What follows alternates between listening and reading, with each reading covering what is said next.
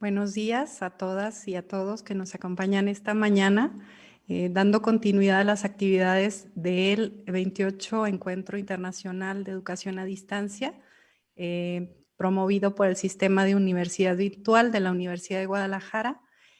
Pues nos sentimos honrados por recibir esta mañana a tres personalidades relevantes en el mundo, en el contexto local, nacional e internacional, que, bueno, nos van a brindar tres perspectivas muy interesantes para comprender el tema de este panel, que es transformaciones socioculturales en el marco de la cultura digital.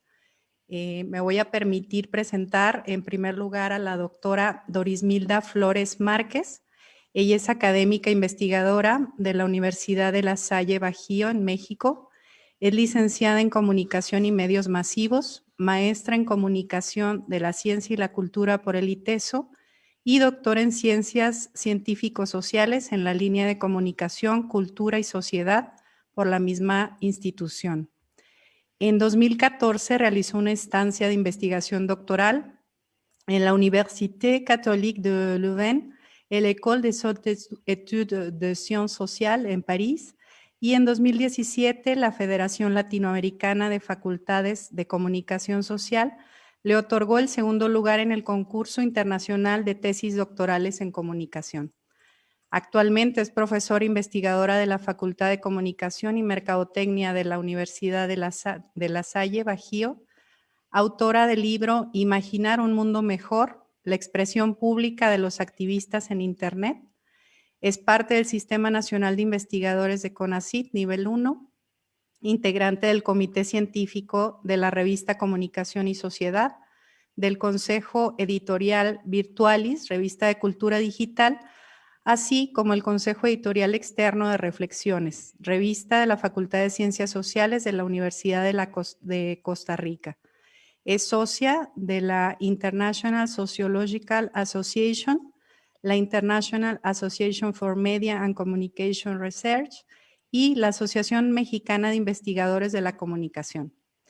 Es también coordinadora del Seminario de Estudios de Internet y cocoordinadora de la sección de investigación en comunicación participativa, el Grupo de Investigación Nuevas Tecnologías, Internet y Sociedad de la Información de la MIC, así como el Seminario Especialidades en la Era Global de la Universidad de La Salle Bajío.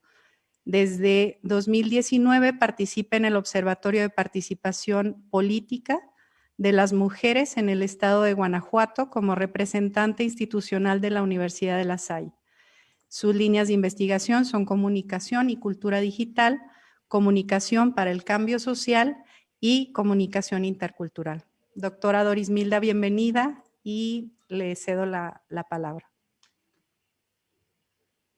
Muchas gracias por la invitación. Le agradezco mucho a la Universidad de Guadalajara y muy especialmente al comité organizador de este Encuentro Internacional de Educación a Distancia.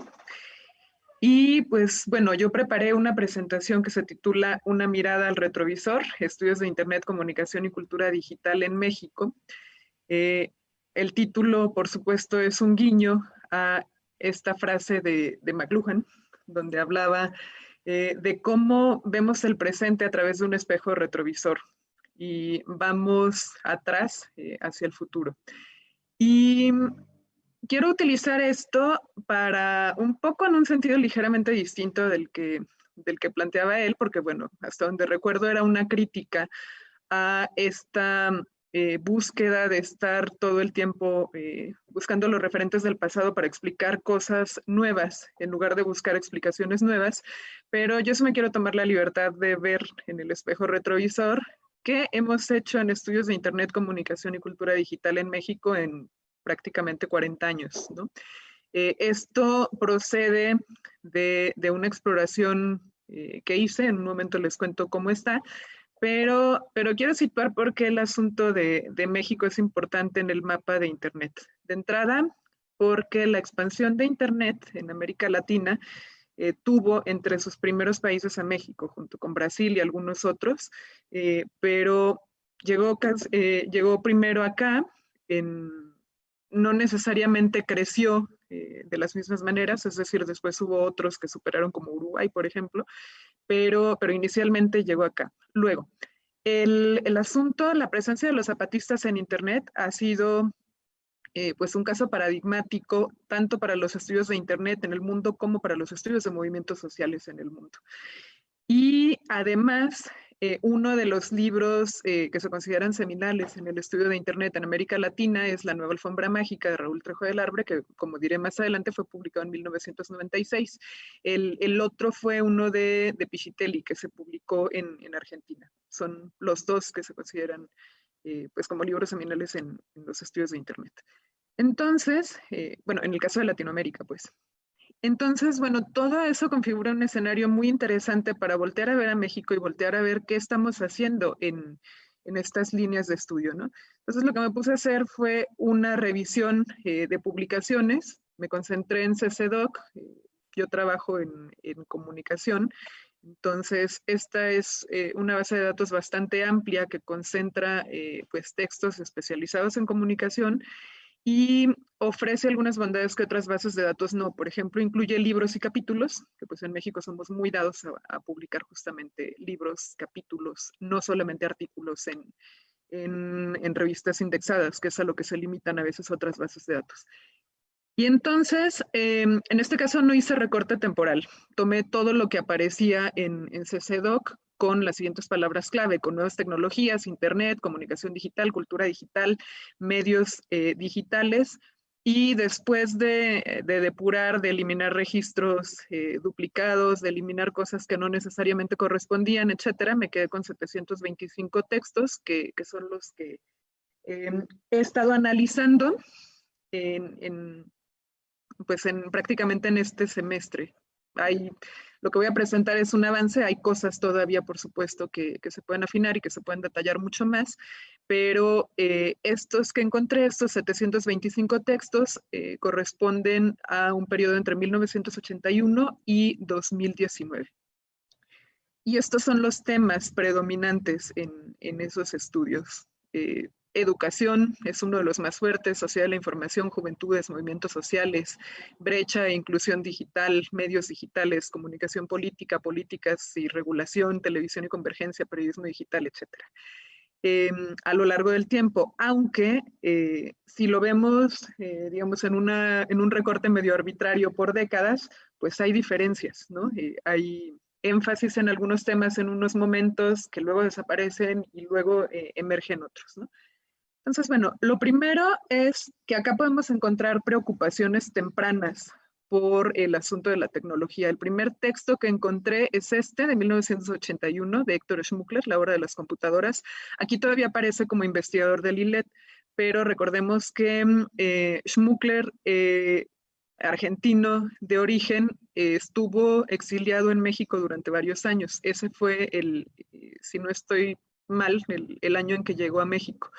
Y este texto pues justamente aparece en CCDoc. Y a la hora de leerlo me encontré con una joya de advertencia que como veremos más adelante no necesariamente hemos hecho mucho caso de ella, ¿no? Pero la advertencia decía, se abre para la investigación sobre comunicación en América Latina un amplio camino para recorrer que encierra un desafío histórico, anticiparse a los acontecimientos y no resignarse a estudiar retroactivamente los efectos de los nuevos sistemas comunicativos. Eso decía Schmuckler en el 81.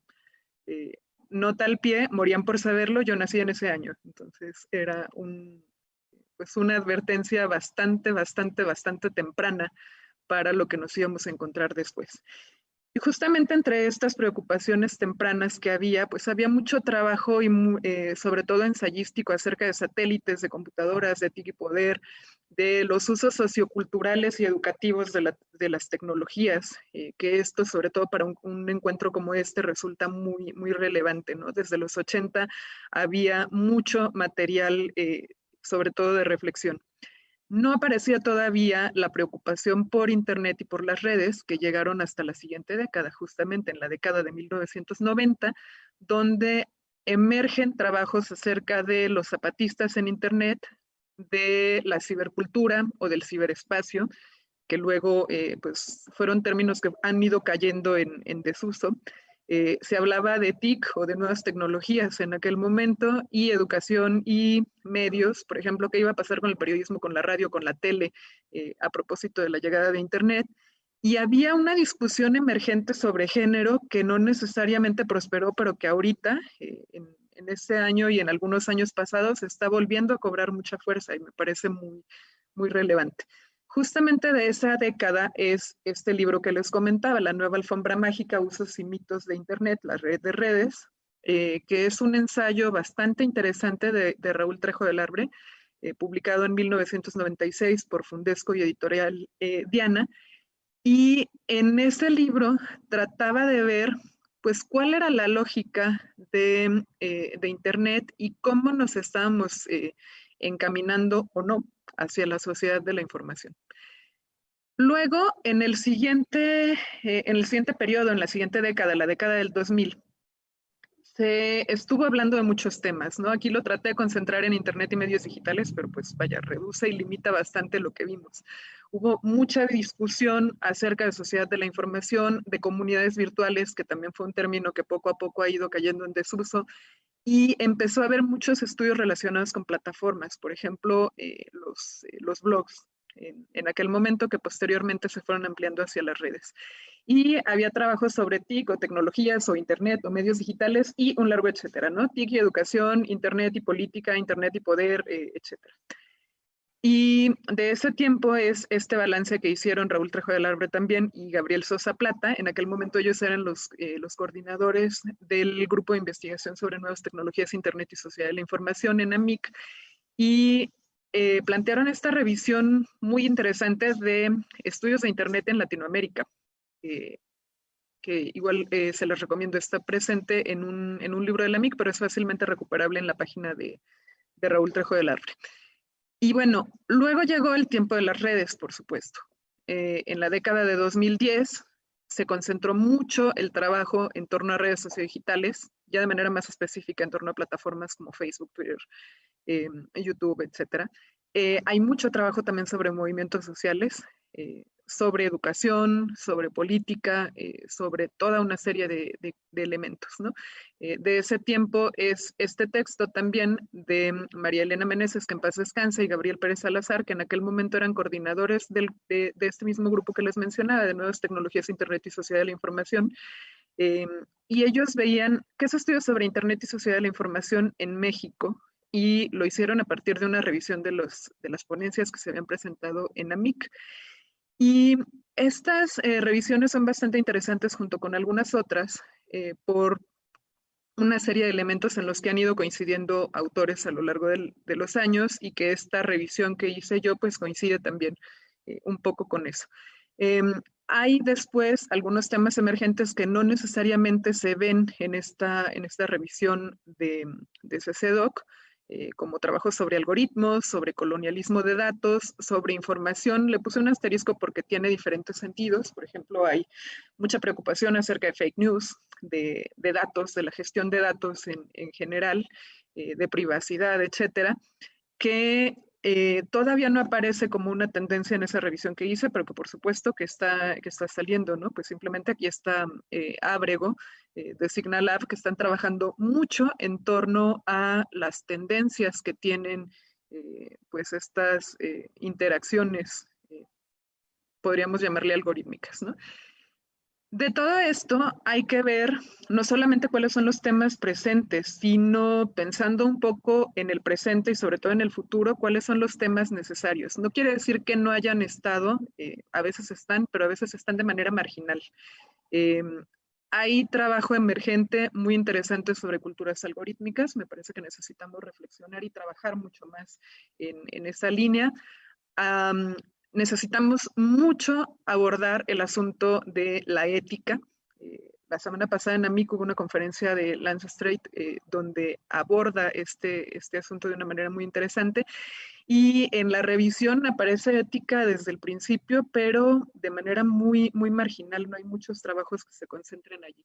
Necesitamos, me parece, hablar de desigualdades, sobre todo en un año como este, donde pues la pandemia y este repliegue hacia los hogares para realizar tanto pues nuestras labores docentes, las labores educativas, pero también algunos otros trabajos, algunos otros pues centros laborales también están trabajando desde casa, pusieron en evidencia las desigualdades que algunos ya veníamos señalando desde mucho tiempo atrás, ¿no? Otro asunto muy importante es el de las políticas y regulaciones, sobre todo en tiempos como los nuestros, donde de pronto aparecen algunas regulaciones que van contra los derechos humanos, contra el derecho a la comunicación, contra los derechos pues de libertad de expresión, de acceso a la información, etcétera, ¿no? Y justamente me parece que necesitamos esta triada, necesitamos volver a plantear en los estudios de cultura digital o reforzarlo, porque también es algo que ha estado presente, pero ha estado, como les decía, no de manera dominante, el abordaje de derechos humanos, de género.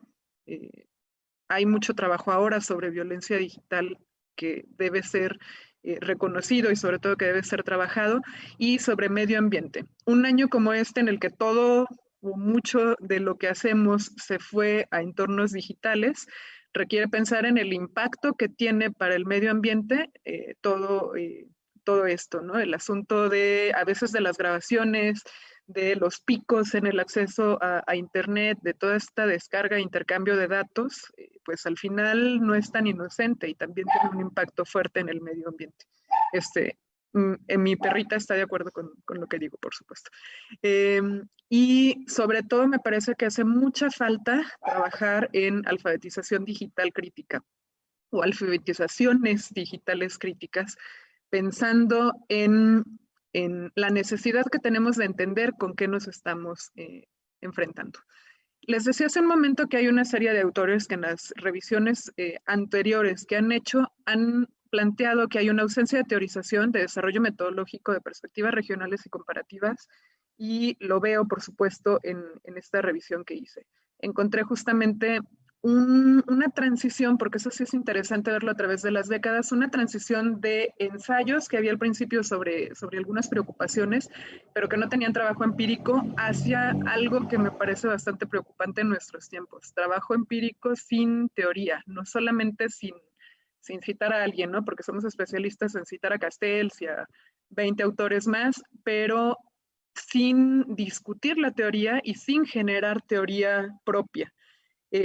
Hay un vínculo con el contexto que es muy, muy fuerte en los trabajos latinoamericanos. Cuando se ha trabajado, por ejemplo, sobre pensamiento comunicacional latinoamericano, el contexto es uno de los elementos clave, pero también eso nos coloca o nos ha colocado, por lo menos en México, en un asunto de posiciones más reactivas que propositivas.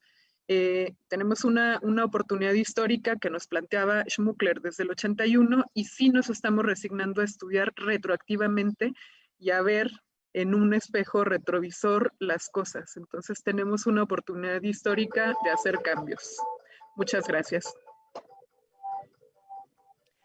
Muchísimas gracias, doctora Doris Milda.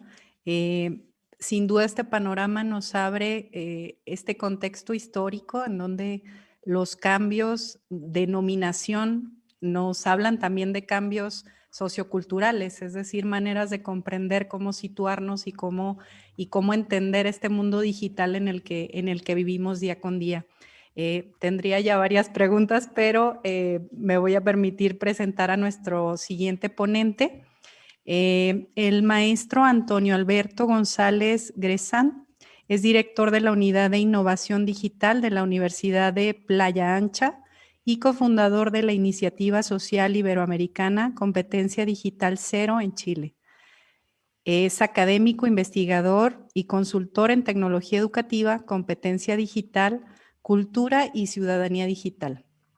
Doctorante en tecnología educativa de la Universidad de Rovira y Virgili en Cataluña y magíster en educación basada en competencias con más de 15 años de experiencia en educación en pregrado y posgrado.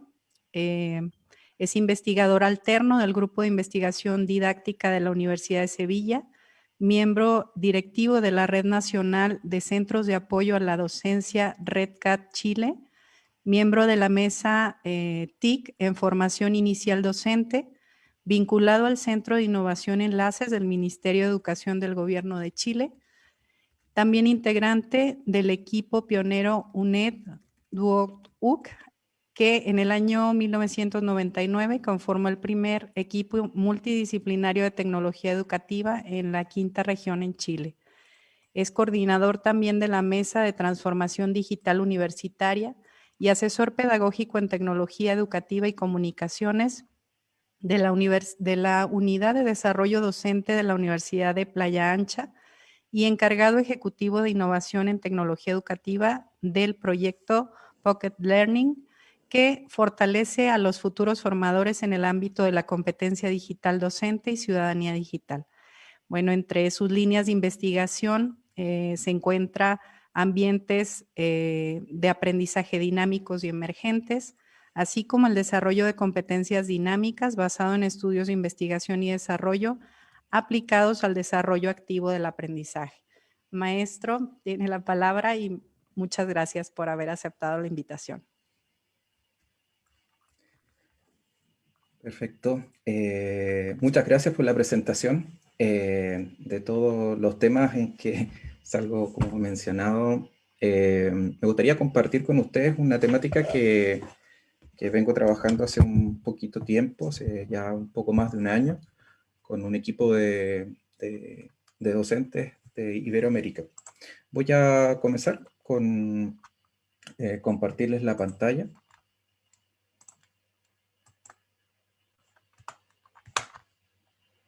Creo que se ve ahí. Perfecto. Quienes quieren seguir la presentación, también les dejé el link tanto acá en el chat de Zoom y también lo dejé a aquellos que están siguiendo la transmisión vía Facebook Live. Es una presentación en NIRPA y les va a permitir participar y también ir incorporando algunos elementos. Bien, en honor al tiempo, comentarles en el fondo que, bueno, esta figura de las transformaciones socioculturales en el marco de la cultura digital, como la hemos abordado en distintos escenarios, tanto de la universidad, tanto como en los contextos de trabajo, de articulación, de transformación digital de las instituciones de educación en nuestro país, tiende a buscar un poco cómo potenciar, y ese es como el centro, cómo potenciar a los docentes, ¿ya? Cómo fortalecer, por un lado, la formación inicial de los docentes y también cómo ayudar a aquellos que ya están en ejercicio. En este periodo de pandemia tuvimos dificultades del tipo como que muchos docentes que eran noveles, que eran recién egresados, muchos colegios les dieron la responsabilidad de hacerse cargo de la parte más tecnológica, pero por formación tenían las mismas condiciones que tenían sus colegas que habían egresado hace 20, 15 o 30 años antes. Porque efectivamente había un tema ahí que no se ha solucionado del todo y que tiene que ver y que afecta hoy día y que nos permite revisar qué es lo que está sucediendo con el sistema educativo, ¿cierto? Y las condiciones en las cuales se está formando las habilidades digitales, las competencias digitales de los docentes. Por ello, entonces, quería colocar esta frase que en el fondo los analfabetos del siglo XXI no serán aquellos que no sepan leer y escribir, sino aquellos que no sepan aprender, desaprender y reaprender. ¿Ya? Una frase que es bastante conocida, ¿cierto? Alvin Toffler, pero que nos sitúa y nos contextualiza en lo que tenemos. ¿Ya? Lo que tenemos hoy en día es una estructura de un sistema educativo que ha sido impenetrable a la figura de la tecnología. Siempre ha sido como la parte B, ¿cierto?, de los procesos educativos. Muchas veces y en muchos de nuestros países se ha visto como una educación de baja calidad, precisamente porque utiliza solamente medios electrónicos y está en discordancia con los procesos formativos tradicionales. Sin embargo, hoy día que ya nos vemos enfrentados a estas temáticas, vemos que hay un proceso de infoxicación, hay una gran cantidad de webinars, hay una gran cantidad de apoyo a la docencia. Yo creo que hoy día más que nunca tenemos como docentes recursos y apoyos. Pero lamentablemente para eso, y tal como decíamos un poco y vinculando con la lámina anterior, tenemos que tener unos tipos de criterios. Tenemos que tener algunas bases para poder seleccionar cuál es el webinar que a mí me va a llevar a solucionar los temas que tengo, cuál es ese seminario, cuál es ese curso. Eso falta, es un criterio. Por lo tanto, finalmente el profesor termina en un proceso de agotamiento y de infoxicación porque es difícil seleccionar, porque es difícil poder tomar decisiones respecto cuando no tengo a la base habilidades digitales para poder seleccionar. Y eso tiene que ver también con habilidades mediáticas. Entonces también ahí hay un tema de alfabetización digital y de mediatización muy importante que hoy día no tenemos resueltas. Por lo tanto, y gran parte de los elementos es que nos planteamos es que quizás no estábamos preparados. Probablemente no estábamos del todo preparados. Sin embargo, y haciendo cierto una comparativa, siendo juiciosos también respecto de lo que es una docencia online de emergencia versus una docencia en presencia digital planificada y estructurada. En este contexto existen ya distintos marcos de competencia digital docente, en los cuales, por ejemplo, está uno de los que ha sido más renombrado por la literatura y el que ha recibido mucha más investigación en el último tiempo, que es el de la DICCOM EDU, que es del marco europeo. Esto es del año 2018, su última actualización. Sin embargo, el ISTE, ¿cierto?, que también coloca un estándar sobre la figura de la competencia digital de los docentes, ya tiene 40 años. Y así sucesivamente los gobiernos en distintos países de Iberoamérica han ido colocando ciertos elementos. Este es el de UNESCO, que fue publicado en el 2008. Está el año 2012, el del INTEF, en España. En Colombia, el año 2013, también se enmarca un marco colombiano, ¿cierto?, de competencias TIC. En Chile, sin ir más lejos, el año 2011 también se enmarca en crear su propio marco para que se estructure, digamos, el apoyo a la docencia en estas temáticas. Y eso nos da muestra que efectivamente sí había avance. El tema está en cómo permea y no ha permeado. Y esa es como, en definitiva, la temática que nos convoca y que tiene que ver un poco con la experiencia que les quería comentar. Para esto nos reunimos un grupo de docentes de México, de Perú y de España, bueno, y yo Chile, para construir un barco, ¿ya?, en el cual, como dice la frase de Antoine Saint-Exupéry, si quieres construir un barco, no busques personas para encontrar madera, cortar tablas o distribuir el trabajo, más bien enseñarles a anhelar la inmensidad infinita del mar.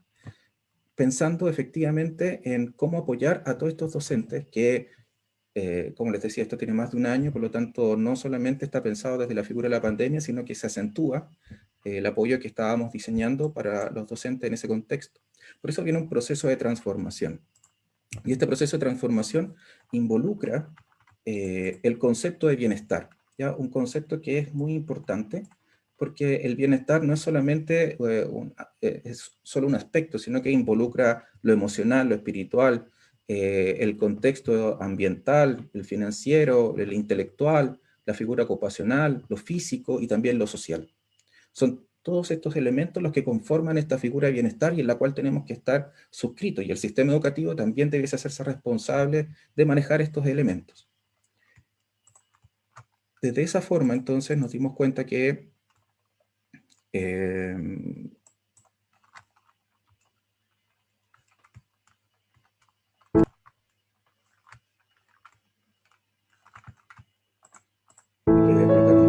video que nos muestra cómo ha ido avanzando, ya de lo menos a más, y cómo esto ha ido incorporándose entonces a un estilo de vida que ha ido, si no cambiar, el cómo hemos ido evolucionando. Por lo tanto, ¿qué o cómo podríamos ayudar a la docencia? En el fondo, buscando la simplicidad.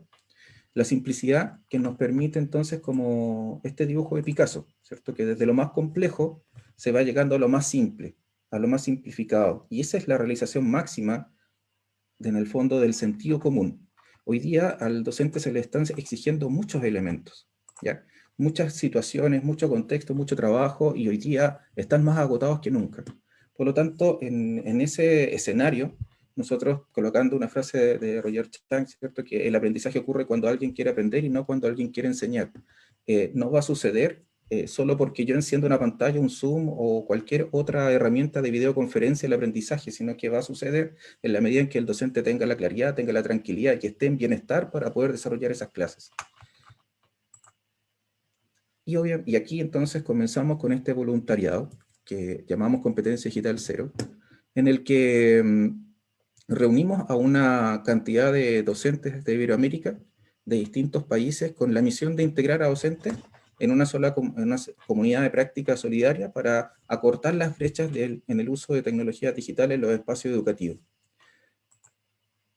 Esta es nuestra página, ¿cierto? Donde comenzamos a levantar los perfiles para poder buscar voluntarios. Para nuestra sorpresa, originalmente teníamos pensado trabajar con 20 profesores que nos ayudaran a resolver las dudas que podían tener los estudiantes, que nosotros hicimos una analogía con el espacio educativo, con el espacio, por lo tanto nuestros profesores tutores eran astronautas y nuestros profesores que iban a aprender eran nuestros cadetes. Y por lo tanto, aquí invitábamos a la comunidad a pertenecer a este voluntariado. La verdad es que ya vamos sobre los 200 voluntarios.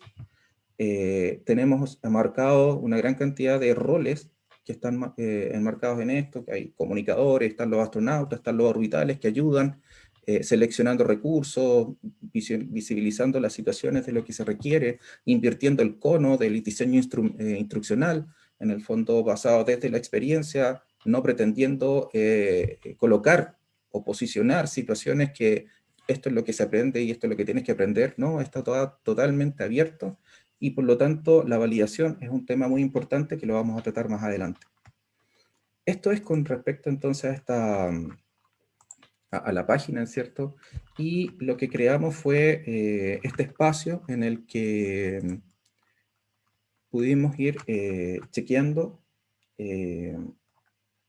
generamos un tutorial de participación en el que hicimos una situación gamificada, en el que los participantes pueden participar con CD Coins, ya que en el fondo son los coins, son monedas que nosotros virtualizamos para que ellos pudiesen tener 5 coins al momento de ingresar, y con eso ellos podían seleccionar dentro del grupo categorizado que tenemos de académicos y profesores que están en la posición de voluntarios, para poder hacer algo que nos dimos cuenta que ya el webinar, el curso y todo esto nos va quitando tanto tiempo que en definitiva lo que necesitamos y lo que van necesitando los profesores, que fue parte del levantamiento de información que hicimos, los profesores necesitan hacer consultas. Por lo tanto, lo que transformamos este voluntariado fue en un consultorio, donde efectivamente en muchos países, por ejemplo, se implementó las herramientas de Google.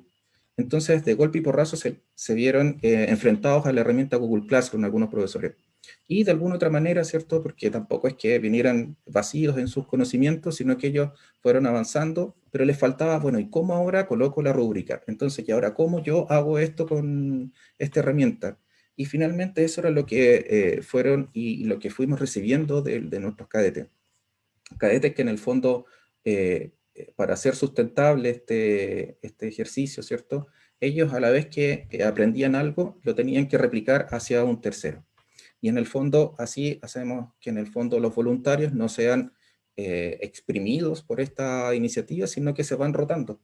Y vamos teniendo entonces distintos escenarios, distintos roles, distintas culturas, distintas formas de resolver una misma temática, con elementos que van dando fuerza entonces a elementos que nos damos cuenta que efectivamente los profesores van necesitando.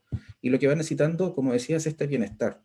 Hoy día no solamente es un apoyo tecnológico, es un apoyo emocional, de contención, apoyarles en la situación incómoda en la que están. Muchos de ellos han padecido el COVID, muchos de ellos han perdido el trabajo, muchos de ellos han tenido distintas dificultades, y hay otros que están buscando formarse, pero no tienen los recursos económicos para pagar cursos. Y también, lo que decía hace un momento atrás, no tienen la claridad de saber cuál y dónde están los recursos que más les van a servir. Cuando le consultan a los voluntarios que debo hacer un alcance importante, tenemos profesores que han trabajado para el INTEF de España, profesores que han trabajado para el Ministerio de Educación. Los perfiles que podríamos tener tienen currículum de Biblia, y la verdad es que están dispuestos a dar algo que hoy día está muy escaso, que es el tiempo, para poder apoyar a estos profesores que efectivamente a través de nuestro sitio, a través también de un proceso del desarrollo de un algoritmo que va haciendo el match entre las necesidades que tiene el cadete con las facultades que tenemos dentro de la organización, de la iniciativa, con la caracterización, ¿cierto?, de los astronautas, podemos hacer este match. De lo que se viene, ¿cierto?, tenemos algunos elementos que van, es un voluntariado, y una de las cosas que es interesante marcar es que no hay un respaldo de una universidad, no hay un respaldo de un gobierno, sino que quienes validan son los mismos miembros de la comunidad. Y eso entonces plantea un fenómeno distinto, porque estamos en un cambio de época, pasamos, ¿cierto?, de una situación Gutenberg a una situación Zuckerberg, pasamos de una situación lineal a una situación multidimensional, donde efectivamente podemos interactuar con distintos académicos, podemos interactuar de distintas maneras, y eso entonces supone que tenemos que incorporar las tecnologías, humanizar ciertas tecnologías, y una de ellas es blockchain. La filosofía de blockchain nos permite validar ciertos elementos que, por ejemplo, son muy difíciles por el sistema formal unir, la educación formal, no formal e informal. Los profesores tienen un capital adquirido. Los nativos digitales, mal llamados nativos digitales, en realidad tienen capacidades que tienen destrezas, pero esas destrezas no necesariamente sirven para solucionar problemas. Y ahí entonces generacionalmente como que se les encarga que tienen que ser los que tienen que resolver problemas digitales, y la verdad es que no están preparados tampoco. Por lo tanto, ¿cómo podemos hacer que esto se genere de una manera digamos, más fluida? El profesor Antonio Bartolomé en el año 2018, en este libro que les recomiendo, Blockchain en la Educación, está disponible en Internet, nos dice que proveen una plataforma rica, segura y transparente en la que crear una red global para el aprendizaje superior. Es decir, podemos generar a partir de nosotros, transformándonos un poco, incluso basándonos en el conectivismo, cada uno de nosotros es un nodo, cada uno de nosotros es un ente validador de los procesos. Por lo tanto, tenemos la posibilidad de generar un ecosistema de criptoaprendizaje, donde efectivamente tenemos elementos que van a dar pie a que mi validación ya no pase directamente por un sistema formal, sino que pueda también venir de la mano de un par que efectivamente tiene las mismas necesidades que yo, las mismas aprehensiones que yo, tiene los mismos miedos que yo, y que podemos conversar y podemos dialogar y podemos reorganizar. La investigación también nos dio cuenta de que efectivamente los procesos formales en los cuales han sido suscritos los docentes en Latinoamérica para poder adquirir competencias digitales no han sido tan efectivos. En el caso particular en Chile, en el proyecto Enlace, las proyecciones tampoco fueron números muy altos. Sin embargo, a través de la primera misión que hemos podido resolver, nos hemos dado cuenta que efectivamente el avance de los profesores ha sido alto porque han sido capaces de incluso ellos enseñar a terceros. Ellos motivar y ellos ser parte de una comunidad que se va sintiendo y se va asentando en una figura de cooperación. Quisiera ir ya cerrando con esta frase, que en el fondo no importa cuán brillante sea tu mente o tu estrategia, si juegas solo, siempre perderás hasta un buen equipo. En este escenario creo que estamos en un cambio de época, como lo decía anteriormente, pero más que en un cambio de época estamos, yo creo, en la era de la colaboración. Y hay que sacar provecho de ese elemento. Hoy día esta iniciativa nos plantea, nos evidencia que efectivamente es posible, que es posible a partir de la cohesión de varios docentes de Iberoamérica que conforman esta iniciativa, se es capaz de dar lo que se necesita hoy en día, que es apoyar a la docencia, para que la docencia pueda apoyar a nuestras nuevas generaciones y estas nuevas generaciones tengan una brecha digital mucho menor. Estos son caminos alternativos, estos para nosotros es como esa transformación social y cultural, donde los espacios de desarrollo van a ser mucho mejores en virtud de posicionar la colaboración, posicionar la validación entre maestro y aprendiz como un elemento importante, no solamente de la parte formal, sino también involucrar los otros aspectos en los cuales se desarrolla el ser humano. Acá hay una bibliografía que luego se los voy a compartir a través de la organización. Pero quisiera cerrar con algo que la comunidad quiere regalar a través de este espacio.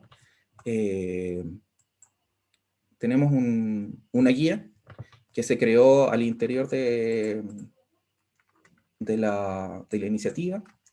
Es un producto colaborativo que, comandado por Luis Dávila, que es parte de la iniciativa, y que se ha creado con mucho cariño y que tiene muchos elementos que pueden ayudar a todos los docentes en orden de integración de TICs, en plataformas, en herramientas, en situaciones y metodologías, que es un documento que se está estrenando hoy día, que es parte de lo que la comunidad está regalando al espacio, en este espacio educativo, para que podamos entonces crecer en conjunto, invitarlos también a la iniciativa e invitarlos también a seguir creciendo de manera colaborativa. Estos espacios yo creo que son súper potentes. Yo creo que el que yo venga de Chile y esté en una reunión con ustedes, a diferencia de 3 horas, habla de lo interesante que puede ser esto, de lo interesante que puede ser para nuestros niños principalmente, para nuestras nuevas generaciones, plantear la colaboración como un eje principal de desarrollo humano. Eso. Muchas gracias. Muchísimas gracias, maestro González. Pues bueno, me parece a mí que aparte de brindarnos no sé, el panorama como una gran transformación, la colaboración, nos brinda la oportunidad tangible de observar este tránsito de valores entre un individualismo, una propiedad privada, a una transformación en la que la generosidad y la colaboración también está presente, ¿no?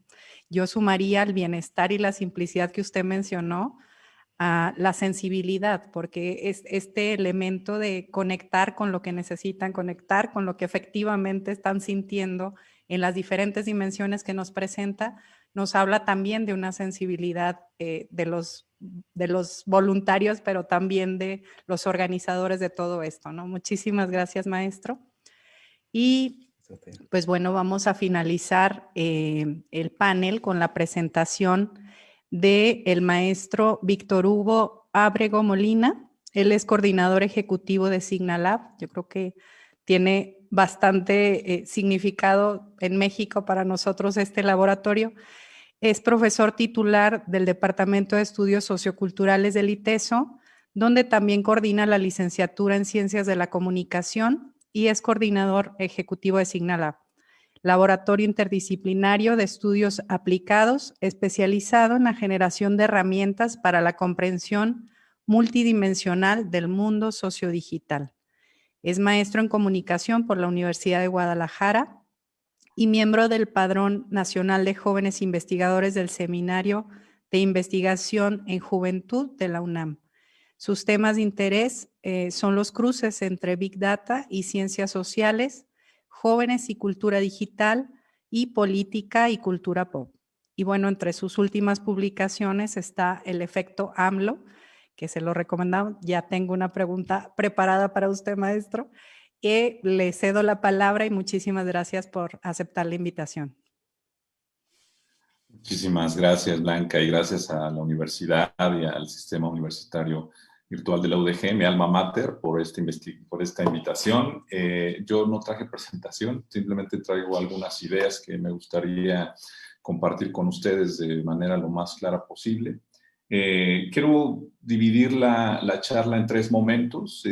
Partí mucho de pensar el trabajo que hacemos en Signa, pero también la parte docente y pensar la educación en este punto de transición civilizatoria, ¿no? Que digamos que en donde la pandemia ha sido como probablemente la cereza del pastel. Y también pensar la vida cotidiana a la luz de algunas de las cosas en las que estamos metidos últimamente. Entonces, los 3 momentos en los que voy a dividir esta breve charla son, por un lado, desanclajes institucionales, después algoritmos y datificación de la realidad, ¿no? Para hablar un poco más de lo que hacemos en el laboratorio, y pienso cerrar con una breve reflexión acerca de las reconfiguraciones entre sociabilidad y socialización en los tiempos pandémicos, ¿no? Entonces, bueno, al hablar de transformaciones socioculturales en el marco de la cultura digital, pues digamos que lo que a mí me gusta pensar es en cuáles son las tensiones entre lo dominante, lo emergente y lo residual en la cultura en la época actual, en donde me parece que son que esas tensiones entre estas tres lógicas, que son las que menciona Raymond Williams al hablar de cultura, pues están cada vez más inestables, ¿no? O sea, digamos que este momento, y también quiero aquí hablar mucho desde lo que en la mañana o más temprano decía Remedios Zafra al respecto de cambios en nuestras maneras de estar conectadas y conectados, ¿no? Por un lado, pensar en esta idea de los desanclajes institucionales, como le llamaba Jesús Martín Barbero, ¿no? A la pérdida de la capacidad institucional de generar sentido de pertenencia en las personas, o esta crisis en los aparatos de verificación de la realidad, como le llama Paul Preciado, o este cambio de época, como dice Barico, etcétera. Digamos que nos arroja a este momento en donde, ok, si bien podemos seguir nombrando eso, cómo es que toda la iglesia, la familia, la escuela, la religión, el género, los gobiernos, los medios están frente a un momento cada vez más inestable y frente a una situación en donde no es que se diluyan, pero sí son cada vez menos o cada vez más son menos los referentes autoritarios y jerárquicos que llegaron a ser durante gran parte del siglo XX y algunos 2 o 3 siglos más hacia atrás, ¿no? Pero más bien lo que me gustaría pensar en un primer momento es, ok, si eso es lo que está en crisis, ¿cuáles son los mediadores emergentes? ¿Cuáles son los filtros legítimos que están emergiendo en lugar de algunos de estos instituciones que le dieron sentido a la realidad históricamente? Y entonces aquí tengo simplemente algunos casos, ¿no? Algunas preguntas, algunos destellos. Y el primero que me gustaría mencionar es el de cómo es que se está construyendo la noción de la historia reciente e incluso la noción de las identidades nacionales hoy en día. Y me gustaría pensar específicamente en el caso de Netflix, ¿no? En donde lo que me gustaría señalar es que hoy en día ya no son los historiadores, o ya no son los periodistas, o ya no son los gobiernos, o ya no es la escuela, sino que ahora en algunos casos es la ficción televisiva, la ficción a la carta, la que está produciendo narrativas y son las encargadas de generar memoria colectiva, de generar sentido de pertenencia, de hacernos las preguntas y de producir un relato históricamente válido sobre momentos civilizatorios específicos. En el caso de México, estoy pensando en la serie Narcos México, en la serie en el mini documental de Colosio, o en estas series como más juguetonas de las crónicas del taco, o también a nivel latinoamericano, Street Food, ¿no? En donde lo que vemos es ya no solamente la inserción o la incidencia de una empresa transnacional como lo es Netflix en la producción de infoentretenimiento, sino, digamos, cómo es que se va metiendo y se va produciendo como un referente, como un mediador emergente, para producir este tipo de relatos que históricamente, insisto, más bien los reclamaban los gobiernos, la escuela, la historia, el periodismo de investigación, ¿no? En un segundo momento, creo que otro lugar en donde podemos pensar en un referente emergente o en un mediador emergente sería YouTube, específicamente los tutoriales de YouTube al hablar de educación, en donde me parece que aquí lo que podemos empezar a pensar como un elemento clave de la transformación epistemológica de la que estamos hablando cuando pensamos en cómo jóvenes o niños aprenden distinto en la escuela y distinto al ver tutoriales de YouTube, es la pregunta pedagógica de la que parten ambos espacios, ¿no? Por un lado, la pregunta que la escuela se hizo hasta antes de Internet, digamos, para entrar al proceso de aprendizaje o para establecer una relación entre la realidad y el sujeto, era la pregunta, ¿qué es algo? ¿No? Para conocer algo había simplemente que definir ese algo, ¿no? Definir el aparato respiratorio o el ciclo del agua, conocer la biografía de algún prócer, etcétera, ¿no? En cambio, me parece que la transición hacia la que nos acercamos en términos pedagógicos y de construcción de aprendizaje con YouTube, es que la pregunta ya no es qué es algo, sino cómo se hace algo. Y la pregunta cómo se hace algo modifica la relación o predispone al sujeto en relación con la realidad de manera muy, muy distinta al qué es algo. Porque cuando uno se acerca a la realidad a través de la pregunta cómo es algo, ante lo que se para es ante la realidad como algo intervenible, ¿no? Digamos que hay una develación de la contingencia de la realidad y esto abre nuevas interesantes y también inquietantes posibilidades de autonomía, ¿no? Es decir, ya no es la escuela, sino que son más bien estos formatos interactivos, estos formatos juguetones, lúdicos, aerodinámicos, le llamaría Barico, los que están tomando este lugar de producción de aprendizaje mucho más significativo en algunos casos. Un tercer elemento, un tercer escenario de análisis es el del sensorium, es decir, la dimensión tecnológica de la condición humana, la dimensión cultural a través de la cual construimos nuestra percepción sensorial.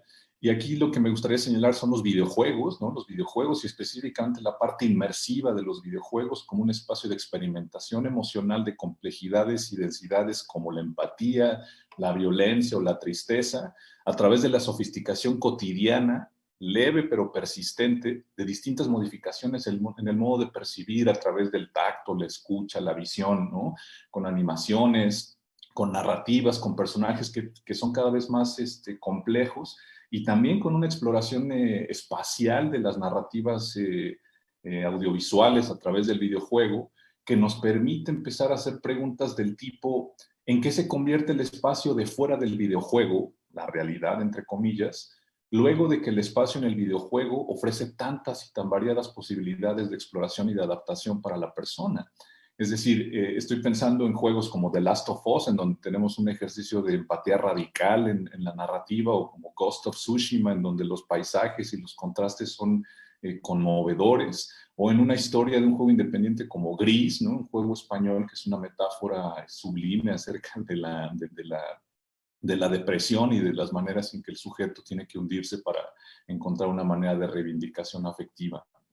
El último de los elementos al hablar de esta parte de los desanclajes institucionales es, por supuesto, el tema de la política, ¿no? Y a mí me gustaría aquí hacer un énfasis en las posibilidades que hemos visto en los últimos años que tienen los cruces de la cultura pop con distintas formas de activismo, con la reivindicación de derechos de minorías y con la lectura crítica de la historia, que se han traducido en formas emergentes de construcción de lo que es, de quiénes tienen acceso y de qué puede hacer la política.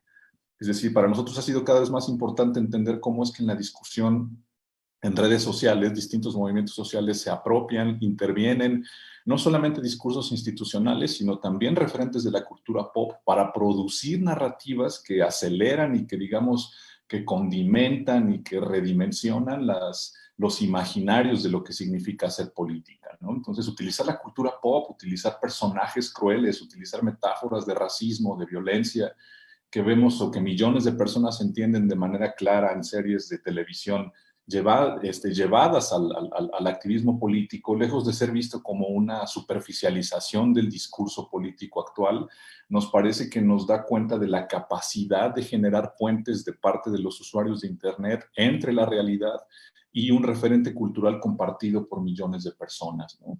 Y esto, por supuesto, también nos ha acercado a distintos riesgos, ¿no? O sea, no todo es miel sobre hojuelas al hablar de política de redes, ¿no? Es bastante claro en los últimos años, ¿no? Hay muchos riesgos, también hay radicalización, hay problemas de autoinmunización en los propios movimientos sociales, ¿no? En donde la pregunta sobre en qué se convierte un movimiento social que, defendiendo una causa legítima, se puede llegar a convertir en algo más amenazante que la propia amenaza de la que se está defendiendo, ¿no? Partiendo del pensamiento de Roberto Esposito, o cómo es que la ultraderecha utiliza el humor, los memes, los grupos en Facebook, los perfiles en Twitter para publicar, para generar narrativas que lo que buscan es reventar los límites, ¿no? Y que tienen una doble estrategia que bastante peligrosa, pero muy probada, que es, por un lado, publicar para molestar, y si algo se sale de control, decir que era una broma, pero al mismo tiempo, si son borrados antes de que puedan decir que algo se salió de control, entonces a lo que apelan siempre es a decir que por qué les quitan su libertad de expresión, ¿no?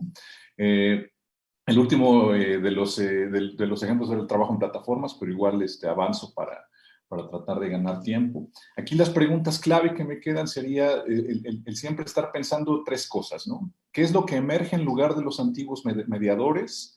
¿Cuáles son los grupos sociales y los discursos que no están siendo tomados en cuenta por estos nuevos mediadores? ¿Y cuáles son las implicaciones de que no tomemos en cuenta esos grupos o discursos con los nuevos filtros legítimos, ¿no? El segundo apartado tiene que ver con, perdón por lo acelerado, pero bueno, así es esto, ¿no? Tiene que ver con algoritmos y datificación de la realidad, ¿no? Que parte mucho, claro, del trabajo que hemos hecho en Signa y de esto que también decía Doris, ¿no? Que nos preocupa no solamente, más bien nos ocupa, no solamente hacer análisis críticos, sino estar produciendo metodologías, estar produciendo conceptos, estar revisando la discusión teórica al margen de la, digamos, de la velocidad con la que hay que estar construyendo visualizaciones y haciendo preguntas, ¿no? Aquí, digamos que los riesgos más grandes que vemos son sobre todo tres conceptos, ¿no? La gubernamentalidad algorítmica, desarrollado por Antoinette Roubois y por Thomas Berndt, que habla de cómo es que el algoritmo no se ocupa únicamente de predecir la realidad, sino que en la medida en que va estrechando las opciones de búsqueda y de consumos de los sujetos, más bien se encarga de lo posible o busca gobernar lo posible, ¿no? Por otro lado, el concepto de colonialismo de datos de Mejías y de Couldry, que lo que dicen es cómo es que la economía de plataformas digitales ha producido ya no solamente al trabajo, como en un primer momento del capitalismo en el siglo XIX, sino a la vida completa, a la vida cotidiana, a nuestras relaciones afectivas, a nuestras relaciones educativas, a nuestros consumos culturales, etcétera, como una oportunidad de generar insumos o de generar recursos que son comercialmente explotables, ¿no? En este caso, por supuesto, se refieren a los datos, ¿no? Y el tercero es hablar de esta lógica de sesgos algorítmicos que trabaja la matemática mexicana Sofía Trejo, ¿no? Y que lo que hace es utilizarlo para hacer hincapié en las maneras en que nuestra falta de visión crítica de quienes diseñan y de quienes utilizan los algoritmos en la vida cotidiana tiene implicaciones sobre la vida de personas, ¿no? Y cómo es que en la medida en que uno no cuestione los datos y no cuestione los límites y los alcances de los algoritmos desarrollados con ciertos datos, lo que estamos garantizando es la perpetuación, actualización o incluso la generación de nuevos estereotipos, de nuevos prejuicios que van incentivando formas de exclusión social hacia grupos sociales específicos, ¿no? Frente a esto, digamos que lo que estamos haciendo en el laboratorio es construir una perspectiva que le llamamos de datificación crítica, ¿no? Que lo que intenta es producir datos anclados al pensamiento crítico, a las ciencias sociales, intervenir relatos de exclusión social a través del uso de datos, ¿no? Actualmente tenemos proyectos con la base del Registro Nacional de Personas Extraviadas o Desaparecidas, o estamos trabajando con un periódico independiente para hacer visualizaciones y tutoriales de utilización de búsqueda dentro de bases de datos de personas inhumadas en el estado de Jalisco. Es decir, cómo es que todo este conjunto de herramientas de Big Data que están siendo tomadas sobre todo por las ingenierías, por la administración y por los gobiernos, pueden ser utilizadas y explotadas por la academia y por los espacios de producción de pensamiento crítico para ofrecer nuevas maneras de intervenir esos relatos, para utilizar el pensamiento crítico y el pensamiento creativo en la utilización de estas herramientas.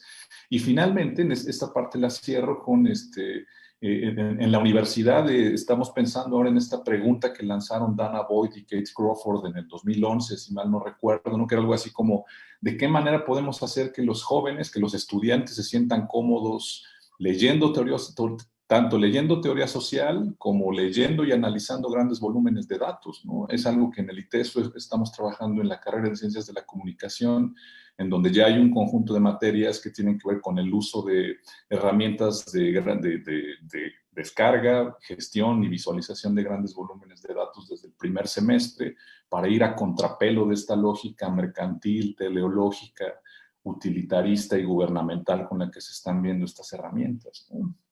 Y bueno, ya para ir cerrando, el tercer apartado tiene que ver con hacer una reflexión al margen, y creo que bastante biográfica, en términos de lo que ha significado la pandemia y la socialización, ¿no? Decía la pandemia como este momento de, pues digamos, de inflexión, pero que ya, digamos, que viene con este arrastre de poner en crisis todas las certezas por todos lados. Y aquí lo que me gustaría es pensar en cuáles han sido las implicaciones de la pandemia con la socialización, pero partiendo de la socialización desde dos perspectivas, ¿no? Michel Maffesoli trabajaba con sociabilidad y con socialidad, ¿no? Decía, la sociabilidad tiene que ver con las relaciones jerárquicas, institucionales, teleológicas, pragmáticas, ¿no? Programadas, racionales, y en cambio la socialidad tiene que ver con el cotorreo, ¿no? Con el generar sentido de pertenencia, con la amistad, con el juego, con lo afectivo, con el generar complicidades. Y entonces se trata de ver cómo es que el confinamiento lo que ha hecho ha sido optimizar la sociabilidad y entorpecer la socialidad, tanto en espacios institucionales como no institucionales, porque ha sido el hogar el que se ha producido como este espacio ambiguo entre la sociabilidad y la socialidad.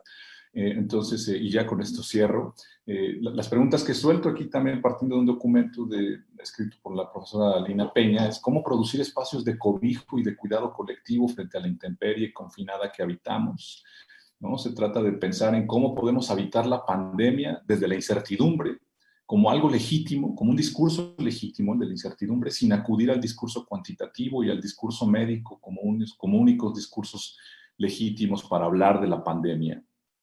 Y cierro con un breve párrafo, ¿no? Creo que de lo que se trata es de, hoy en día, la apropiación crítica de este continuum on-offline en el que nos ha situado todavía más la pandemia, debe suponer, por un lado, la apropiación afectiva de los espacios digitales y, al mismo tiempo, nuestra capacidad de interrupción táctica de la invasión de lo institucional en la vida cotidiana. Es decir, se trata de buscar el ocio en medio de la calendarización de la vida, y se trata de buscar la desaceleración en medio, con y a pesar de lo digital.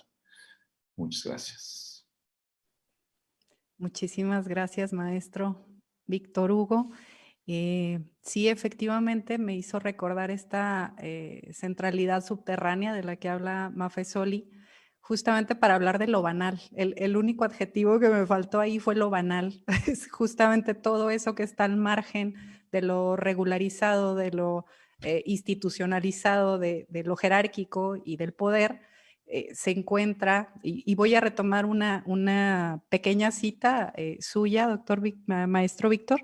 Dice: ciertas prácticas sociales que podrían lucir incoherentes, existen formas de convivencia, de transmisión de la esencia de cada persona y de su cultura que forman parte fundamental para la supervivencia de una comunidad, que va muy, muy en esta tónica que nos menciona al final. Es en una presentación, la presentación en sitios de socialización en línea de jóvenes, de ahí toma el texto. Bueno, muchísimas gracias. Bueno, tratando de hacer un poco el tejido entre estas tres posiciones que nos hicieron favor de compartir. Por un lado, tenemos esta visión, me parece a mí, más nominativa, más declarativa, de lo que significa, de las mediaciones que existen para entender esta nueva realidad o esta cultura digital. Y la doctora Doris Milda nos brinda como esos espacios que estarían vacíos, esos espacios a lo mejor oscurecidos, como son las políticas regulatorias, los derechos, género, medio ambiente, alfabetización digital crítica. Nos brinda como ese foco rojo en el que tendríamos que poner atención. Por otro lado, el maestro González nos aterriza, me parece a mí, en un ejercicio educativo, pero a la vez colectivo, colaborativo, que nos permite ver cómo esa transformación civilizatoria, de alguna manera, nos mueve a ser solidarios, a tener posibilidades de cooperar y de contribuir a una civilización en la que, de nuevo, lo horizontal, lo colaborativo se impone. Y por último, el maestro Víctor Hugo, creo que lo tejo de manera natural con la conferencia de Remedios Zafra, nos brinda posibilidades de mantener esta lejanía o esta distancia crítica y necesaria respecto a los modos en los que estamos viviendo en una cultura digital. En este contexto, bueno, tenemos muchas felicitaciones, muchos saludos a los ponentes y, bueno, una pregunta directa para la doctora Doris Milda.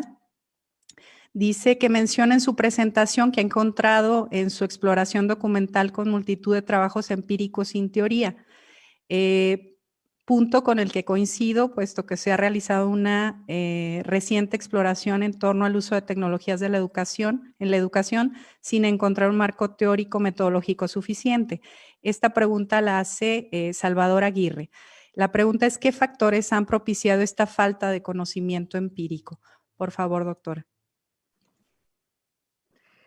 Bueno, a riesgo de ser muy, muy injusta con algunas lógicas que tienen de pronto las universidades y también las revistas científicas, me parece que esto es un efecto, por un lado, en el caso de las revistas científicas donde habitualmente publicamos, un elemento clave es tener trabajo empírico, pero no siempre un elemento clave es tener trabajo teórico. Entonces, digamos, hay veces que si se quiere publicar hay que seguir el esquema tradicional que en nuestros tiempos está siendo muy cuestionado, pero que sigue siendo como el vigente para, pues para aparecer en el mapa de los estudios de cualquier línea, ¿no? Y por otro lado, en el caso de las universidades, a veces se tiende a confundir la búsqueda de calidad con la búsqueda de puntitos. Y hay como una necesidad de dar clases y de hacer investigación y de comprobar que se hizo investigación mediante las publicaciones. Y no quiero generalizar porque hay trabajos muy interesantes en esta revisión que hice y propuestas pues, emergentes muy, muy ricas, muy densas, aportaciones increíbles a lo largo de los años, pero sí veo que buena parte de las aportaciones teóricas que veo en esta revisión exclusivamente son de hace 15 años y son de los clásicos. No hay a veces tanto trabajo de producción teórica de autores contemporáneos, y en eso me estoy mordiendo la lengua porque pues yo también estoy en ese bloque. Pero al final es muy interesante cómo se publica mucho y a veces simplemente se replican cosas, ¿no? En una de las revisiones que hicieron Edgar Gómez Cruz, que es mexicano pero vive en Australia, y un colega muy querido también, Ignacio Siles, de Costa Rica, a propósito de cultura digital en las Américas, una de las cosas que veían en Latinoamérica a la hora de hacer una revisión bastante más amplia que esta que presenté aquí es que desde Latinoamérica se cita de una manera impresionante a Castells, a veces sin que tenga mucha relación con lo que se discute. Y hace tiempo también, en un homenaje a Jesús Martín Barbero, Raúl Trejo del Arbre publicaba un texto donde decía que de los medios a las mediaciones era el texto más citado y quizá menos leído, porque pasaba lo mismo, se cita, pero no necesariamente tiene que ver con lo que se hace, o no necesariamente se evidencia que sea leído, ¿no? Entonces, de pronto me parece que hay un énfasis por recuperar algunos de los clásicos, a veces sin conectarlo realmente con el trabajo que se está haciendo, a veces de una manera muy, muy poco crítica también, y a veces también sin atrevernos a proponer cosas, ¿no? Finalmente, estamos siendo, como anticipaba Schmuckler en el 81, estamos siendo más bien reactivos y estamos más bien viendo qué es lo que ya dijeron otros autores para ver cómo lo vemos en lo empírico, para ver qué decimos acerca de eso, pero pues mientras tanto ya surgieron otras problemáticas, otros fenómenos, etcétera, y ya nos quedamos atrás, ¿no? Entonces vale la pena pensar en ¿qué pasa cuando hay cosas que no están sujetas a un programa de investigación o un proyecto de investigación que se propone en tal tiempo, sino que emergen, ¿no? Pienso en la pandemia, por ejemplo. Yo creo que en agosto de 2019 nadie tenía entre sus planes investigar educación emergente a distancia en tiempos de pandemia, ¿no? Bueno, o esta docencia remota que realmente educación a distancia no es, aunque tengamos la distancia, pero que está planeada de otra manera, ¿no? Está planeada para esquemas presenciales y más bien hemos puesto una mediación digital. Pero nadie tenía, por ejemplo, en sus proyectos de investigación autorizados como todo esto, y al final de cuentas han ido saliendo cosas, ¿no? Y han ido saliendo cosas interesantes también, que a veces también por el tiempo y por la poca distancia crítica que tenemos frente al fenómeno, pues no necesariamente las estamos viendo ahorita y no necesariamente están siendo contribuciones importantes. Necesitamos un poco más de tiempo. Pero justamente eso me parece que nos obliga a repensar la manera en la que estamos produciendo conocimiento científico en las universidades y en los centros de investigación, a veces muy atados a programas, a veces muy atados a temporalidades y a veces muy atados a los productos comprometidos más que al compromiso por producir, por crear, por discutir y sobre todo por dialogar con colegas y con estudiantes, ¿no? Que a veces son quienes tienen las ideas más frescas. Ya me extendí mucho en la respuesta, pero como... Me gustaría... Sí, perdón, me gustaría enlazar un poco para generar diálogo entre los ponentes. Es la propia producción de conocimiento implica narrativas, implica procedimientos, implica maneras de mediar. Entonces, no sé si el maestro Víctor pudiera un poco contribuir a la discusión justamente porque es un problema también porque la distancia y los procesos de investigación también llevan distancia reflexiva y de análisis que nos obliga a ver el pasado, es ver el presente, interpretar el presente, criticar el presente es también tarea compleja, sobre todo por las lógicas y las narrativas que existen en la producción de conocimiento. Sí, yo aquí quizás agregaría un par de cosas, ¿no? Por un lado, como bien dice Doris, ¿no? De pronto, sobre todo en América Latina, tenemos como esta tendencia, digo, también, por supuesto, entendible por las condiciones en las que estamos, ¿no? De no acceso tan sencillo a mucha de la innovación tecnológica o a los saberes, e incluso la parcelación de los conocimientos que en Latinoamérica, si bien nos gusta hablar mucho de interdisciplina y de transdisciplina, pero nuestra interdisciplina sigue siendo entre ciencias sociales, ¿no? Y hay algunos ingenieros, pero ya cuando te pones a hablar con un físico, con un ingeniero en sistemas o un ingeniero en finanzas, ya como que le salen chispas a todo mundo, ¿no? Y en esa misma línea creo que algo que es bien importante es también señalar que en Latinoamérica el necesario trabajo teórico, creo que ahí va, o sea, en eso somos bastante buenos, ¿no? Creo que tenemos unos andamiajes teóricos, conceptuales, también ensayísticos muy potentes, pero digamos que algo en lo que particularmente nos ha interesado trabajar desde el laboratorio es justamente en no descuidar la otra parte, ¿no? O sea, a partir de este diálogo de interdisciplina, podríamos decirle radical, ¿no? O sea, de sentarnos a hablar con los ingenieros y con los físicos y ahí que nos den nuestras angoloteadas, pero que ellos también se sacudan con algunas cuestiones desde las ciencias sociales y al mismo tiempo trabajar a la par, ¿no? En hacer trabajo de revisión de lo que se está haciendo, hacer trabajo de construcción de conceptos y de metodologías, pero aprender a utilizar los datos, ¿no? O sea, no basta con criticar los riesgos y los peligros, que sí son muchos, pero también es, bueno, y a ver, ahora, ¿tú qué puedes hacer con esto, no? O sea, que si le damos la espalda tampoco se va a arreglar el problema, ¿no? Entonces, sobre todo al hablar de estas cuestiones de algoritmos y de Big Data y demás, bueno, ¿qué pasa si solamente nos vamos por la línea crítica y no nos metemos a aprender a usar las herramientas? Eso del lado de la investigación y por el lado de la docencia, en cuanto también a la construcción de conocimiento, a la construcción de puentes y a cómo la pandemia, si bien ha puesto esta mediación digital, digamos que pues como un elemento que puede separar en algunos casos, pero que también puede abrir otras posibilidades en otros. Creo que aquí yo a lo que apelo y en las discusiones que tenemos con los profes en la academia y demás, es por un lado, a incentivar nuestra capacidad de exploración de soportes no escritos como maneras legítimas de exploración del conocimiento en los estudiantes. O sea, entender que, no quiero decir que dejen de escribir o que dejen de leer, no. Lo que quiero decir es que nos demos cuenta de que en muchas ocasiones la mejor manera que tienen nuestros estudiantes de aterrizar su apropiación del conocimiento no está en lo escrito. Y ahí nosotros tenemos que poner en riesgo esa comodidad en la que nos solemos mover en lo escrito.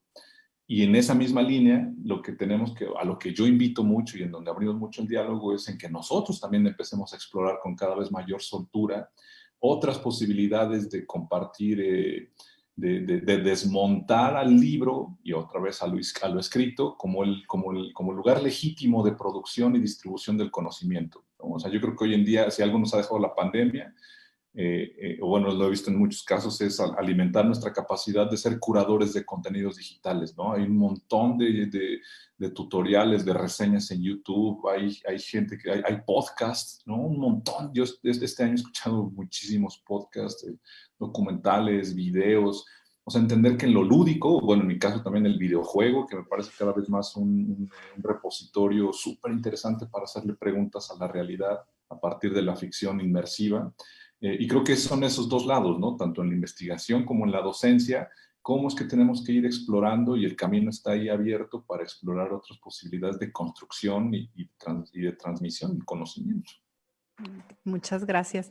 Bueno, enlazando un poquito con la experiencia del maestro Antonio, quisiera un poco que nos ayudara a recuperar esto que nos propone el maestro Víctor, pero lo voy a enlazar con varias preguntas que le hicieron, un poco retratando esta dualidad o esta diferenciación entre los ámbitos más institucionales y los más libres. Edith Ruiz pregunta, ¿cómo se ha generado la ruptura de la cultura de la acreditación y certificación en su proyecto, donde se valora el voluntariado y la ayuda mutua entre docentes? Igualmente, la propuesta de César Martínez, la propuesta es un espacio de aprendizaje simple, pero efectivo, pregunta él, ¿cómo empezar? La tercera, Beniel Velasco, dice, en México no hay un marco de referencia de competencias digitales docentes, sin embargo, ¿qué tan necesario es que exista uno y cómo le ha ido a Chile con su marco y en su aplicación y apropiación por parte de los docentes? Y finalmente, Irma de Jesús Miguel Garzón, ¿cómo podemos ser voluntarios? Gracias.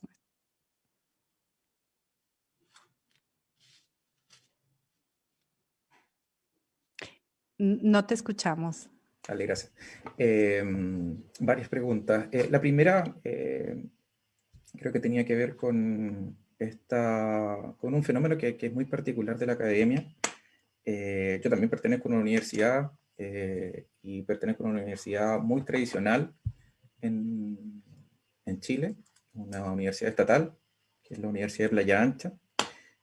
Sin embargo, pese a esa condición, un poco para ir como contestando las preguntas, hoy día se ha generado, digamos, una unidad nueva, una unidad que es de innovación digital, que va en apoyo a todos los aspectos y todos los contextos en los cuales opera la vicerrectoría académica. En su vinculación, puentes, por ejemplo, de cosas muy sencillas, como cómo articula, ¿cierto?, la vicerrectoría académica con informática para resolver las problemáticas de los estudiantes, cómo resolvemos las problemáticas de los docentes, cómo resolvemos también con los funcionarios. Los funcionarios tienen que ser un agente activo para que se comiencen a generar espacios de crecimiento, y no solamente de una competencia digital del docente, sino también de los estudiantes y también del cuerpo que en el fondo lleva adelante un poco el barco, ¿cierto?, desde la perspectiva del funcionamiento de los funcionarios. Entonces, cuando pensamos solamente en la certificación, claro, ahí es donde nos encontramos con un pero, que en el fondo tiene que ver con un fenómeno que es fuerte, que es cultural, que es parte de un paradigma, pero un paradigma que está pasando. Hoy día, por ejemplo, la temática desde la perspectiva de cómo yo soy valorado, por ejemplo, si lo vemos en la figura de una red profesional como LinkedIn, más vale lo que tú sabes hacer que lo que dice tu título. Por lo tanto, lo importante en estas redes es mostrar la capacidad que tú tienes de resolución de problemáticas en el área disciplinar en el cual te encuentras, más que el título propiamente tal. Y en Chile se está abriendo bastantes espacios, yo creo que también en países cercanos, en países vecinos, en los que la capacidad de resolución está siendo cada vez más importante que el mismo título.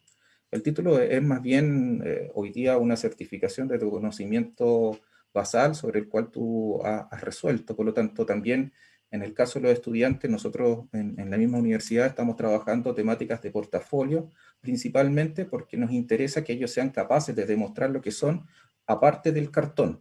Entonces, la titulitis, entre comillas, como muchas veces se ha mencionado, un poquito quizás despectiva, pero que es cierta, porque en el fondo, si bien la institución certifica que una persona tiene ciertas competencias, ciertas habilidades, no es capaz de demostrar qué capacidades de esa y qué destrezas y cómo él combina toda esa cantidad de recursos internos que posee para resolver problemas. Eso se puede evidenciar a través de lo que yo soy capaz de hacer. Y en estas redes, donde trabajamos de manera colectiva y trabajamos de forma colaborativa, aparte de ser un voluntariado, tampoco es que se escape a una fundamentación teórica.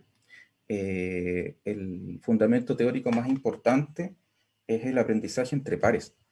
Efectivamente, acá, cuando yo planteo, por ejemplo, un centro de capacitación, o planteo yo universidad, o planteo yo incluso ministerio, desde lo gubernamental, estoy imponiendo una forma y unas temáticas que tú deberías aprender para resolver los problemas. Sin embargo, las necesidades que tienen los docentes se escapan y son bastante distintas a cuando planteamos programas formativos de, no sé, 2, 3 semanas en las cuales les voy a estar enseñando una cierta metodología o tecnología o algo que fuese a apoyar al docente en esas áreas, el docente pierde la mayor parte del tiempo en cosas que ya sabe. Lo que pasa es que él necesita hacer estas consultas pertinentes y esos espacios no están, no existen esos espacios. La iniciativa un poco y el éxito que ha tenido responde a eso, responde a que efectivamente el profesor puede venir a hacer sus preguntas puntuales, resolver sus dudas y volver a su círculo de trabajo. Y eso disminuye sus tiempos de capacitación, disminuye sus tiempos de exploración y obviamente si esto lo mirásemos desde la perspectiva de una carrera docente, claro, el título no lo tienen en una dinámica de este tipo.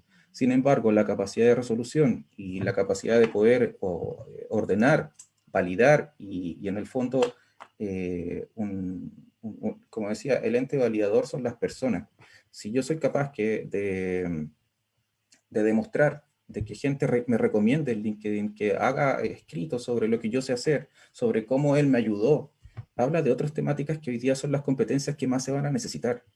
Las competencias asociadas a lo disciplinar son cada vez más parte de lo básico que ya tienes que tener, pero la capacidad que tienes de trabajar en equipo, la capacidad que tienes de resolver problemas, la capacidad de ponerte en el lugar del otro, la empatía, la creatividad, son elementos que van a ser cruciales de aquí en adelante, porque en los escenarios emergentes y en los escenarios dinámicos, las situaciones coloquialmente hablando, como la parte solo conceptual o solamente disciplinar, no me van a garantizar que eres capaz de resolver una problemática dentro de mi mercado laboral. Y esos son elementos que hoy día van a ir rompiendo ciertos paradigmas que se asocian a garantías con un cartón. Y eso yo creo que es parte, incluso desde ya hablando, incluso como universidad, no en nombre de la universidad, pero sí como miembro de una, tenemos que hacer cambios importantes, porque efectivamente el mundo está cambiando, porque estas dinámicas que se están estableciendo, como esta de voluntariado, hay muchas otras más. Hace poco estuvimos viendo con parte de la iniciativa una tecnología que se puede utilizar desconectado, una tecnología que tú te lo puedes llevar a una Raspberry Pi y se acabó el tema de la conectividad. Entonces el tema técnico pasa a un segundo plano. El tema es qué podemos hacer nosotros como profesores, entre profesores, para apoyarnos y para generar mejores prácticas docentes, mejores prácticas y escenarios donde los estudiantes van a aprender realmente. Y entonces, claro, de pronto nos quedamos en que ya, pero es que los chicos no tienen conectividad. Ya, ahora hay una empresa que sí lo logró. Luego les coloco el nombre porque no me acuerdo exactamente del nombre técnico ahora, pero y tú puedes descargar el software, lo puedes instalar, te enseñan cómo instalarlo y se acabó el tema. Nos podemos ir a la parte rural, nos podemos ir a otros espacios y la parte técnica se puede superar. Lo que no se puede superar fácilmente es precisamente estos temas, el tema cultural, el tema del paradigma, que efectivamente ese cartón, ese título te va a garantizar algo. Yo creo que cada vez menos. Antiguamente sí, te garantizaba porque te daba un lugar, un estatus y una situación, un posicionamiento dentro del contexto social. Pero hoy día esos contextos están cada vez más depreciados porque efectivamente son más valiosos las personas que son capaces de resolver que las personas que son capaces de demostrar solamente con un cartón. Y esos son elementos que nosotros, por ejemplo, a las nuevas generaciones, a nuestros estudiantes, estamos trabajando, como por ejemplo, para poder responder la otra pregunta, ¿cómo lo resolvemos? Bueno, implicamos que las asignaturas no trabajen por separado y dejemos en el fondo de que toda la responsabilidad del área de desarrollo digital sea de la asignatura de computación de la carrera. Tiene que ser de toda la carrera, tiene que ser un efecto macrocurricular. Tienen que estar las asignaturas conectadas para que en el fondo los perfiles de nuestros futuros profesionales que van a ser los que van a llevar a cabo todos estos cambios y que van a implementar muchas de las cosas que nosotros estamos hoy día en una situación bizarra, como recién decían, van a ser quienes van a estar implementando. Por lo tanto, las brechas digitales son solucionables en la medida en que nosotros seamos capaces como institución, como sistema educativo a nivel iberoamericano, nos falta mucho por desarrollar. Sin embargo, estas iniciativas, y yo vuelvo a agradecer a todas las personas que son parte de esta iniciativa, son muy valiosas. De pronto puede quedar como en un discurso súper desde casi lo emocional, Pero si lo socioemocional no está dentro de la implicancia del aprendizaje, entonces ¿qué? Ahí creo yo que está lo más potente, porque la motivación finalmente se desarrolla en base a esta figura socioemocional. Si no me emociona, no voy a aprender. Y como decía esa frase, o sea, acá yo no voy a generar aprendizaje cuando yo quiera enseñar, sino que se va a generar aprendizaje cuando yo sea capaz de volcar la pasión por lo que a mí me gusta con mis estudiantes y volcar entonces esa situación de motivación más propia. Y se va a dar cuando exista esta capacidad de bienestar, una capacidad de bienestar que está vinculada al apoyar al otro, no solamente desde los ejercicios de la buena práctica, sino también, oye, a mí también me pasa lo mismo, a mí también me ponen las pantallas en negro. Oye, sí, angustia, sí, ya, ¿y cómo resolvemos? Mira, yo tengo esta técnica, y viene otro y me dice, mira, yo ocupé esto, mira, y lo que pasa es que pasa, y así sucesivamente, y nos vamos llenando de muchos otros elementos y que finalmente van dando éxito, y ese éxito se va replicando. Y ese impacto es uno de los elementos más potentes que hoy día tiene para repensar la educación. La educación desde los aspectos socioemocionales, la educación desde el aspecto cooperativo, colaborativo, y pensando desde el estudiante. La última pregunta tenía que ver con cómo resuelvo con los estudiantes, y claro, tengo que dar opciones y las tecnologías ayudan mucho a eso, a que se efectúen los desempeños auténticos de los estudiantes. No podemos seguir midiendo a todos por los mismos patrones. La evaluación también tiene que ser impactada por estos cambios, no solamente la didáctica. Eso es, creo que respondí a la mayor de las preguntas. Muchísimas gracias. Y una disculpa al auditorio que hizo preguntas y no vamos a alcanzar lamentablemente porque nos quedan unos minutos para cerrar. Pero me gustaría leer la pregunta de Lázaro Marco Chávez porque me parece que vincula las tres posiciones de los ponentes y plantea desde sus posicionamientos cómo vinculan la acción política de los estudiantes en el contexto de la pandemia y confinamiento con la cultura digital y la movilización a través de redes sociales. Un poco recuperando esta perspectiva de estudio de movimientos sociales de la doctora Doris Gilda, de los análisis de ambos ponentes, por favor. Y con eso, si me ayudan a hacer un cierre de sus ponencias, porque lamentablemente nos queda muy poco tiempo. Gracias. Hijo, es un tema enorme, pero creo que tenemos que voltear a ver los antecedentes, ya que ando muy entusiasmada con el espejo retrovisor, creo que tenemos que voltear a ver los antecedentes. Buena parte del activismo ha tenido una importante presencia en línea. A veces se desdeña porque se habla de clicktivismo, de activistas de sillón, etcétera, pero al final buena parte de las movilizaciones globales pues han tenido una presencia muy, muy importante en línea, ¿no? Desde el asunto con los zapatistas, que es un caso emblemático, y que no necesariamente estaban haciendo la página ellos, se estaba haciendo desde fuera, pero al final fue un espacio en Internet que permitió pues, romper el cerco mediático en México, por un lado, y por otro lado, pues jalar redes de solidaridad internacional que pudiera estar vinculada con esto y de ahí, bueno, hubo mucha inspiración de esta lógica zapatista de nunca más un México sin nosotros, de un mundo donde quepan muchos mundos, hacia otros movimientos alrededor del mundo, ¿no? Pero también, si nos vamos un poco más cerquita, del año 2010 para acá hemos sido testigos de muchas movilizaciones que han tenido buena parte de su presencia en línea. Yo soy 132, por ejemplo, el mismo nombre se originó a partir del hashtag.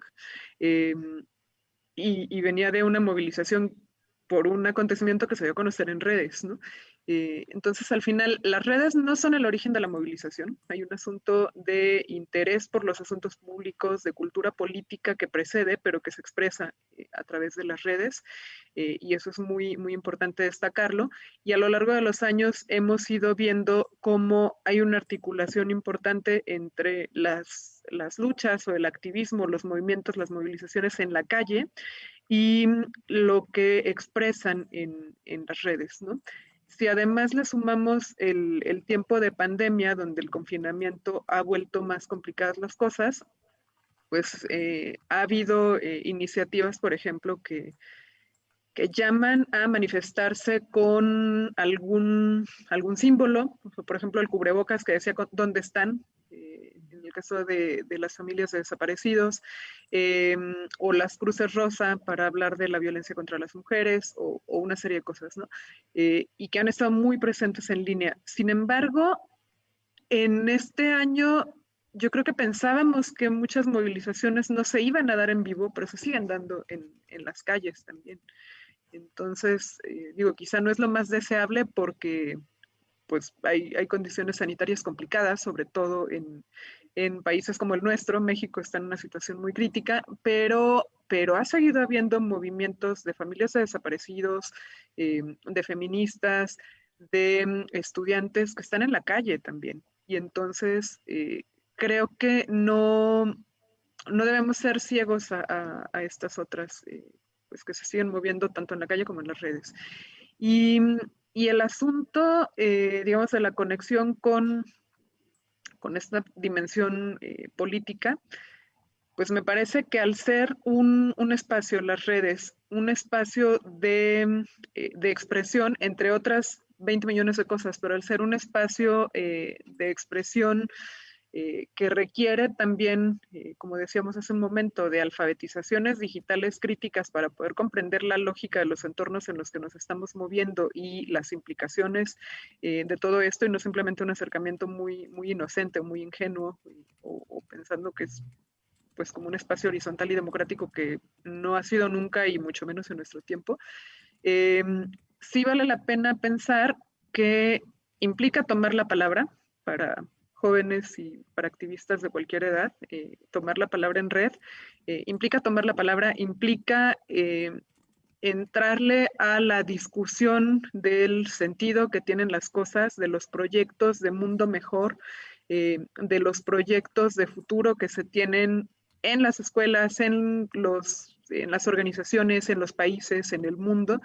Y eso es esencialmente político, es preocuparse por sí mismo, pero también por los otros, por el futuro compartido.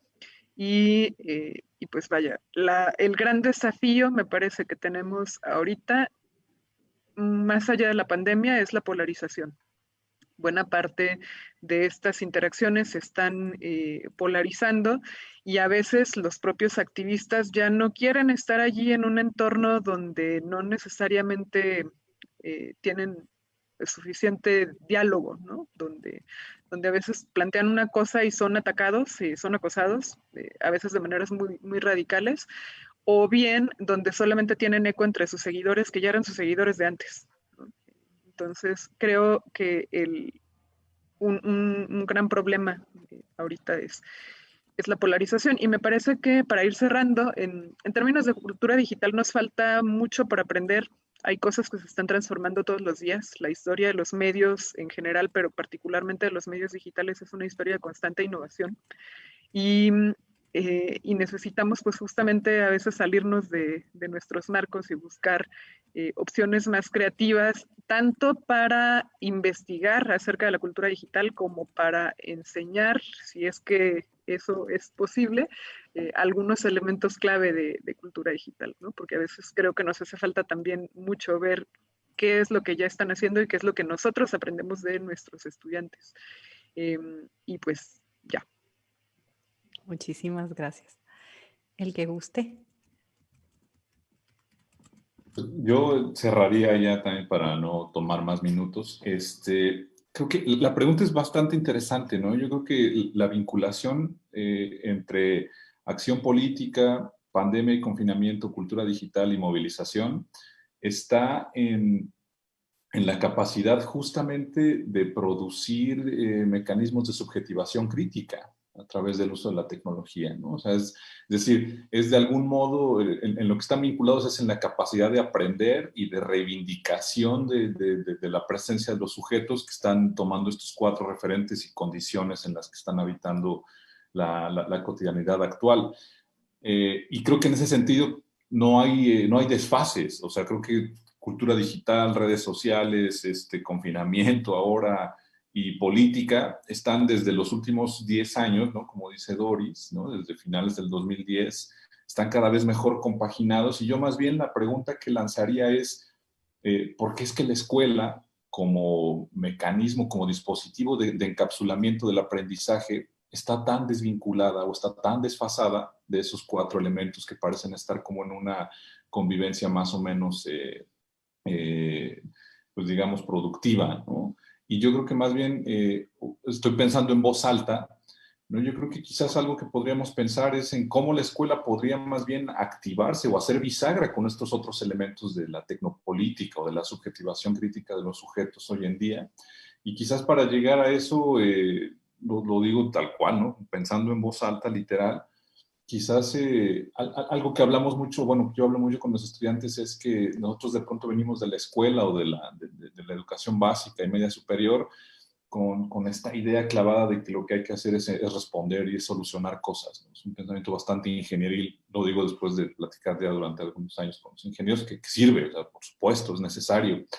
Pero yo no sé hasta qué punto quizás la educación, la escuela, la universidad debería preocuparse también por hacerles entender a las y los estudiantes que el propósito de la educación no es resolver, sino más bien hacer buenas preguntas, ¿no? Que lo que necesitamos es más bien detenernos y que en muchas ocasiones la manera de poder encontrar una solución no es ese pragmatismo por la respuesta, sino llegar a un buen conjunto de preguntas que nos permitan tener en cuenta el panorama de la manera más compleja posible y que eso pues justamente evite que caigamos en esto que señalaba al final Doris, ¿no? En la polarización, en la aceleración como una posibilidad de irnos, de montarnos en un tren que tampoco nos está llevando al mejor lugar en muchos casos, ¿no? Quizás la escuela, la educación podría empezar a pensar en qué preguntas necesitamos hacer, ¿no? Y no tanto en qué es lo que hay que resolver. Primero hagamos preguntas. Y ahí está, el contexto pues, está puesto. Un cambio de racionalidad. Digo, retomando a Heidegger y esta manera de utilizar o de tener nuestras propias técnicas en un momento cultural específico, pues nos invitas a observar esa manera en la que manejamos las técnicas y en las que preguntamos sobre la técnica y sus usos y sus maneras de relacionarnos con los otros y con el mundo. Maestro Antonio, por favor. Sí, yo creo que hay un conector también importante que tiene que ver cómo estamos formando a nuestros futuros docentes. Ahí creo que hay que darle una mirada a todo el contexto curricular que muchas veces está anclado en diseños curriculares vinculados con la parte ministerial, y eso hace que afloje poco la innovación dentro de esta figura del currículum. Sé que en México tienen distintos tipos hay varios sistemas coexistiendo en la parte educativa. En el caso nuestro es un poquito más simple, ya está la educación básica, media, y luego viene la educación superior, y en medio están la educación técnico-profesional.